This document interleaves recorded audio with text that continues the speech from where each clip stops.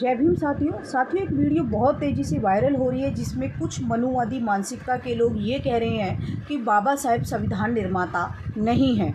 और संविधान निर्माता का श्रेय बाबा साहेब को किन लोगों ने दिया? क्या आपने दिया या मैंने दिया? हमारी इतनी औकात नहीं है कि हम बाबा साहेब को संविधान निर्माता का श्रेय दें, बल्कि संविधान निर्माता का श्रेय बाबा साहेब को उन लोगों ने दिया जो उस समय संविधान निर्माण में बाबा साहेब के साथ काम कर रहे थे।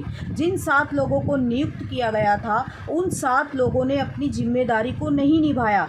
किसी की मृत्यु हो गई, कोई विदेश चला गया, कोई दिल्ली से दूर रहता था, और इस तरीके से सारी जिम्मेदारी आ गई अकेले डॉक्टर अंबेडकर के ऊपर, और उस जिम्मेदारी को उन्होंने बखूबी निभाया। संवैधानिक सलाहकार जो थे वो BN राव थे, जिनका काम था सलाह देने का।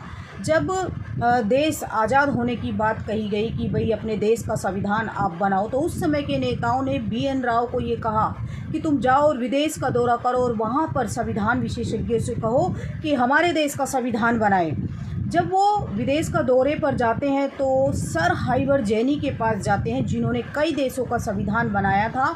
तो वो ये कहते हैं BN राव से कि आप भारत से आए हो, ये आपके लिए बड़े शर्म की बात है, क्योंकि कोलंबिया यूनिवर्सिटी का student, London school of economics का स्टूडेंट डॉक्टर अंबेडकर आपके देश में ही हैं। आप उनसे जाकर कहिए, वो आपके देश का संविधान बनाएंगे, क्योंकि संविधान बनाने में डॉक्टर अंबेडकर मेरे पितामह हैं। सोचिए, सर हाइवर जैनी, जिन्होंने कई देशों का संविधान निर्माण किया था, वो ये बात कह रहे हैं। राजेंद्र प्रसाद को जब बाबा साहेब संविधान सौंप रहे थे तो वो ये कहते हैं कि मैंने अपनी लाइफ में अगर सबसे अच्छा काम किया है तो वो मैंने डॉक्टर अंबेडकर को प्रारूप समिति का अध्यक्ष बनाकर किया है।